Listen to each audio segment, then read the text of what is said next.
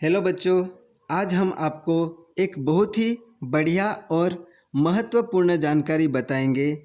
यह जानकारी आपके लिए जानना बहुत ही ज़रूरी है और यह आपके बहुत ही काम आने वाली जानकारी है। मैं आज आपको अपने हिंदी व्याकरण के पाठ 2 वर्णमाला और मात्राएं के बारे में कुछ नई जानकारी देने वाला हूँ, जो आप ध्यान से देखिएगा। जैसे हमारा चैप्टर का नाम है वर्णमाला और मात्राएं। वर्णमाला में जैसे वर्ण किसे कहते हैं? तो वर्ण भाषा की सबसे छोटी इकाई को ध्वनि या वर्ण कहते हैं। वर्णमाला तो वर्णों के व्यवस्थित समूह को वर्णमाला कहते हैं। जैसे कि हिंदी वर्णमाला में वर्णों को 2 भागों में बांटा गया है, जैसे स्वर और व्यंजन। तो स्वर किसे कहते हैं? स्वर जो बिना किसी अन्य वर्णों की सहायता से बोले जा सकते हैं, उन्हें स्वर कहते हैं। व्यंजन स्वरों की सहायता से बोले जाने वाले वर्णों को व्यंजन कहते हैं। हमारे हिंदी भाषा में स्वर 11 होते हैं, व्यंजन 33 होते हैं और संयुक्त व्यंजन 4 होते हैं। कुल मिलाकर लेखन के आधार पर कुल वर्णों की संख्या 48 होती है। तो हमने ये पढ़ा वर्णमाला। अभी हम जानेंगे मात्राएं के बारे में। तो मात्राएं किसे कहते हैं? किसी वर्ण या ध्वनि के उच्चारण काल को मात्रा कहते हैं, या किसी स्वर के उच्चारण में जितना समय लगता है उसे मात्रा कहते हैं। मात्राएं केवल स्वरों की होती है। जैसे हम अपनी बात वाक्यों में कहते हैं या लिखते हैं, और वाक्य किससे बनते हैं? तो शब्दों से बनते हैं। और शब्द किससे बनते हैं? ध्वनियों से बनते हैं। तो जैसे बुक में देखिए, जैसे हमने यहाँ पे कुछ बुक में यहाँ पे कुछ चित्र दिए गए हैं, जैसे कि मगर, हिरन, मोर, बादल। तो जैसे इनको हलंत के साथ लिखा गया है, नीचे देखिए इसको हलंत के साथ लिखा गया है। तो इसको हलंत के साथ कैसे लिखना है या आधा शब्द के साथ कैसे लिखना है, ये हम अभी जानेंगे। जैसे कौन कौन से शब्द दिए गए हैं चित्र में, जो भी है मगर, हिरन, मोर और बादल, ये शब्द ध्वनियों से मिलकर बने हैं। और जैसे इन्हें हमें हलंत के साथ या फिर आधे शब्द के साथ लिखना है। तो जैसे कैसे लिखेंगे? मगर,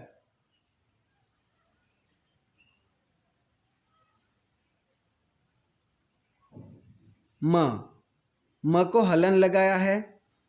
जैसे हलन लगाने के लिए पहले हमें उसका उच्चार करना पड़ता है। जैसे म, तो म के पीछे अ का आवाज आ रहा है, अ का साउंड आ रहा है, अ का म के पीछे जैसे म, तो अ का आवाज आ रहा है, तो म के साथ अ को लिखा गया है। वैसे ही ग, तो ग के पीछे भी अ का आवाज आ रहा है, इसलिए ग को हलन लगा के उसके पीछे अ लिखा गया है। वैसे ही र बोलते समय र के पीछे भी अ का आवाज आता है, तो र के साथ र को हलन लगा के अ लिखा गया है। तो ये पूरा मिला के क्या होता है? म ग र। दिखा? ये म ग र, ये पूरा मिला के क्या हुआ? मगर, हलन के साथ। दूसरा है हिरन। अभी हिरन, तो जैसे हिरन बोलते समय ही के पीछे किसका आवाज आ रहा है? ई।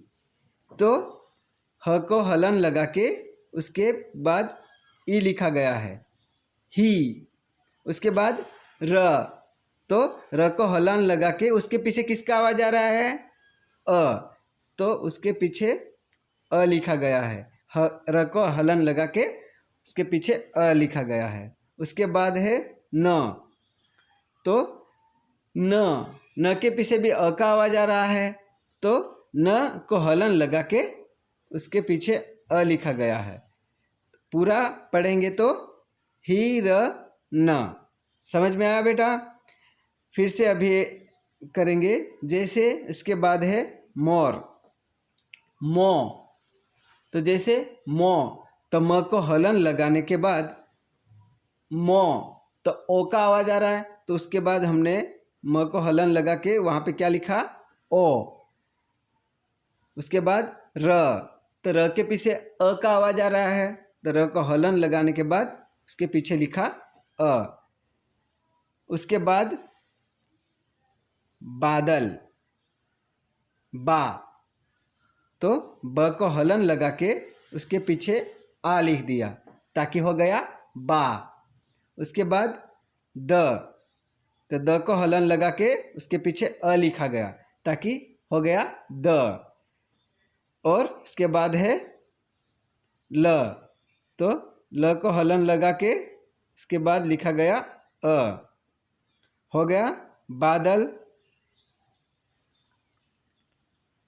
उसके बाद लिखा गया है, इन ध्वनियों को वर्ण या अक्षर कहते हैं। जैसे कि भाषा की सबसे छोटी इकाई को वर्ण या अक्षर कहते हैं। जैसे मैंने आपको पहले ही बताया कि भाषा की सबसे छोटी इकाई को क्या कहते हैं? वर्ण या अक्षर कहते हैं। वर्ण के निश्चित क्रम को वर्णमाला कहते हैं। जैसे मैंने आपको बताया कि जैसे वर्णों को व्यवस्थित समूह को वर्णमाला कहते हैं। जैसे उन्हें अच्छे से क्रम वाइज लिखा गया है तो उन्हें हम क्या कहेंगे? वर्णमाला। ठीक है। तो जैसे हिंदी भाषा के वर्ण के दो प्रकार होते हैं। जैसे मैंने आपको बताया कि हिंदी वर्णमाला में वर्णों को दो भागों में बांटा गया है, जैसे स्वर और व्यंजन। मैंने आपको बताया कि स्वर किसे कहते हैं, व्यंजन किसे कहते हैं। ठीक है।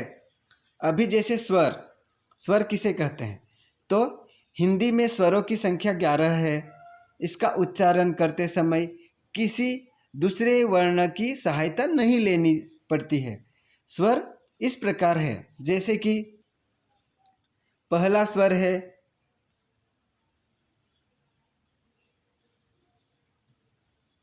है अ। उसके बाद आ, ई, बड़ी ई, ऊ, बड़ा ऊ, री, ए, ओ, ए, ओ, औ। ये हो गए हमारे स्वर। अभी हम करेंगे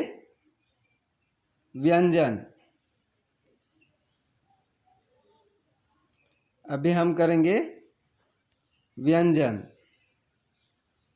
तो जैसे क, ख, ग, घ, ड,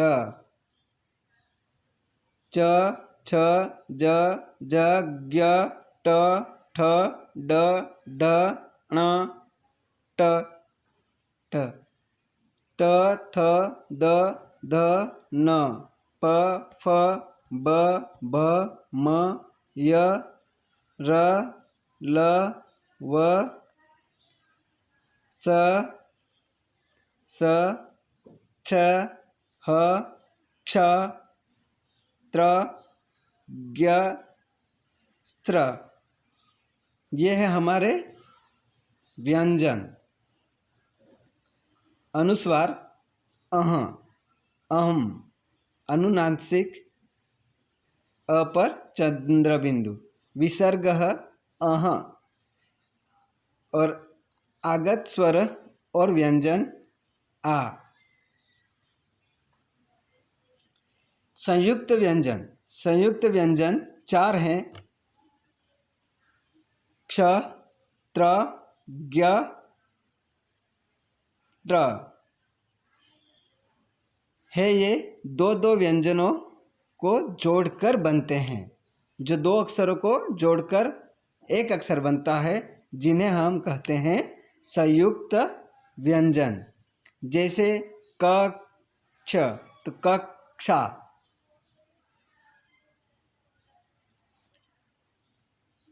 क्या हुआ? क और छ मिलाया तो कक्षा। शिक्षा, क्षत्रिय, क्षमा, एक छ को यह शब्द बनते हैं। उसी तरह त्र, त्र तो उसको जैसे पुत्र, मित्र, यात्रा, पत्र, ज्ञ, ज्ञान, यज्ञ, संज्ञ, आज्ञा। त्र, स्र, स्र को श्रीमान, श्रम, आश्रम, श्रुति, ये बनते हैं। जो दो दो अक्षर व्यंजनों को जोड़कर जो बनते हैं, उसे हम कहते हैं संयुक्त अक्षर। आगे देखते हैं। इनके अतिरिक्त कुछ और ध्वनियाँ हैं, जैसे अनुस्वार, अनुनासिक और विसर्ग। अनुस्वार, जैसे अनुस्वार, अनुस्वार में क्या होता है? अ के माथे पे बिंदी होती है, जैसे अम। तो जैसे वो वाले शब्द कैसे होते हैं? जैसे अंगूर, कंधा, कंगा, पंखा, चंदा, झंडा, खंबा, कंठ, डंडा, गंदा, लंबा, वंश, कंस, सुंदर, संबंध आदि। ये जो शब्द होते हैं वो बनते हैं अनुस्वार। ओके। इसके बाद है अनुवांशिक। अनुवांशिक में जैसे चंद्र बिंदु होता है, जैसे उन ध्वनि वाले शब्द कैसे होते हैं? तो जैसे मुंह, आँख, चांद, पूछ, सांप, हंस, कांच, मांग, काटा, कुआ, मूछ, चांदी, यहाँ, वहाँ, कहाँ आदि। ये जो शब्द है ये होते हैं अनुवांशिक शब्द। इसके बाद है विसर्ग का प्रयोग कुछ शब्दों में इस प्रकार होता है। जैसे अह वाला होता है, वो होता है जैसे अंतः, प्रातः, स्वतः। ये वाले जो शब्द होते हैं ये वो होते हैं विसर्ग। समझ गए बच्चों? इसके बाद हम पढ़ेंगे मात्राएं। मात्राएं किसे कहते हैं, जो मैंने आपको बताया है, फिर भी एक बार और बताता हूँ। मात्राएं किसे कहते हैं? मात्रा किसी वर्ण या ध्वनि के उच्चारण काल को मात्रा कहते हैं, या फिर किसी स्वर के उच्चारण में जितना समय लगता है उसे मात्रा कहते हैं। मात्राएं केवल स्वरों की होती है। समझे? जैसे चित्रों को देखो, उनके नीचे लिखे शब्द पढ़कर शब्दों के वर्णों को अलग अलग करो। जैसे कि आम, आम को कैसे अलग करेंगे? वो पहले जैसे हलन लगा के, जैसे आ का साउंड तो आ ही रहेगा, तो दोनों एक ही है, तो आ। पर म के पीछे क्या साउंड आ रहा है वो देखो। म के पीछे क्या आवाज आ रहा है? म। तो आ, और म के पीछे क्या आवाज आ रहा है? म। तो म को हलन लगा के फिर उसके पीछे अ लिखो। लिखा? जैसे आम, तो आ का तो आवाज़ आ ही रहेगा, उसमें कोई बदलाव नहीं। पर म, तो म के पीछे जैसे आवाज़ आ रहा है म के पीछे अ का आवाज़ आ रहा है, तो म को हलन लगा के उसके पीछे अ लिख दिया, ताकि हो गया ये पूरा मिला के आम। उसके बाद राजा, राजा, तो रा का आवाज़ आ रहा है, तो रा के र को हम हलन लगाएंगे, उसके पीछे आ लिखेंगे, हो गया रा। अभी ज, तो ज के पीछे अ का आवाज़ आ रहा है, तो नहीं, रा जा का पीछे भी देखो आ का आवाज़ आ रहा है, तो ज को हलन लगा के उसके पीछे आ लिखो।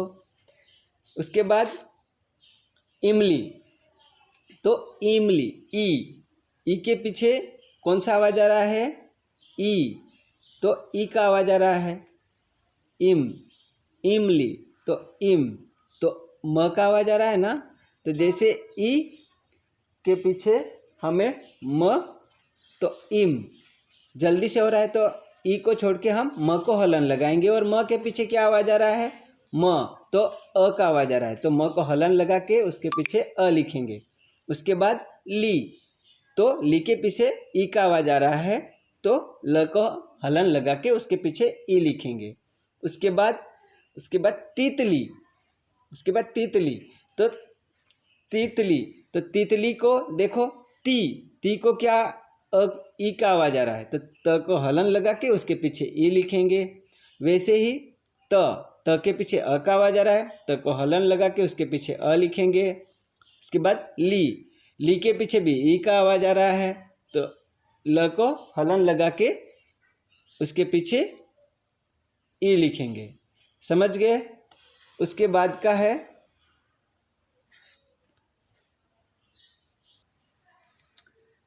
देखो, उसके बाद है तुमने देखा कि स्वर के दो रूप होते हैं। जैसे जब स्वर का प्रयोग उसके मूल रूप में, जैसे आम, अनार, एक, इमली, उल्लू आदि जो शब्द होते हैं जिसके साथ हम करते हैं, और ख, जैसे जब स्वर का प्रयोग व्यंजनों के साथ मिलाकर होता है, जैसे राजा, तितली आदि में, इन शब्दों में हमने आ के लिए, ई के लिए चिन्हों का प्रयोग किया गया है। जैसे आप देख ही सकते हो, ई के लिए कौन सा हमने चिन्ह बनाया है, आ के लिए कौन सा चिन्ह बनाया है, वो आप चित्र में देख सकते हो। ये देखो, आ के लिए ये वाला चिन्ह बनाया है हमने, ई के लिए ये वाला चिन्ह बनाया है हमने, दिख रहा है? ओके। जैसे व्यंजन के साथ स्वरों को मिलाने के लिए स्वर का जो परिवर्तित रूप अर्थात चिन्ह जोड़ा जाता है, उसे मात्रा कहते हैं। सभी स्वरों की मात्राएं होती है, अ की कोई मात्रा नहीं होती है। हिंदी में सभी व्यंजनों में अ स्वर मिला हुआ है। अ के बिना हिंदी के वर्णों को नहीं बोला जा सकता। जब हम क, ख, ग आदि बोलते हैं, तो इसका अर्थ है क को हलन लगाया और अ, ख को हलन लगा के अ, मतलब दोनों आधा आधा, उसको आधा करके ही बोला जाता है। और ग को भी हलन लगा के अ, तो उसके पीछे जो आ का आवाज़ आ रहा है, मतलब उसमें वो ऑलरेडी उसमें मिला हुआ है। रहित व्यंजन लिखने के लिए उसके नीचे हलंत या हल चिन्ह लगाया जाता है। स्वरों की मात्राएं इस प्रकार है, आप देख सकते हो। स्वरों की मात्राएं इस प्रकार है। जैसे स्वर अ, ये रहे स्वरों के मात्राएं और प्रकार।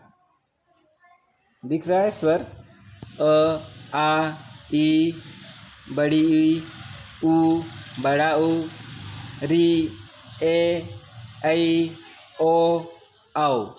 ये सब होते हैं स्वरों की मात्रा। ये सब होते हैं स्वर। अभी उसके मात्राएं, तो जैसे ये मात्राएं हैं, मात्रा देखो आ की मात्रा डंडा, ई की मात्रा छोटी ई, बड़ी ई, छोटा ऊ, बड़ा ऊ, ये ये आ की मात्रा। इसके बाद छोटी ई, बड़ी ई, छोटा ऊ, बड़ा ऊ, री की मात्रा, ए की मात्रा, ऐ की मात्रा, ओ की मात्रा और औ की मात्रा। ये सब हैं मात्राएं। अभी मात्रा के साथ जो वर्ण होते हैं वो कैसे होते हैं? जैसे क, का, की, इसको छोटी ई की मात्रा लगी, उसके बाद की, बड़ी ई की मात्रा, की, ऐसे कु, कु, बड़ा कु, री की मात्रा,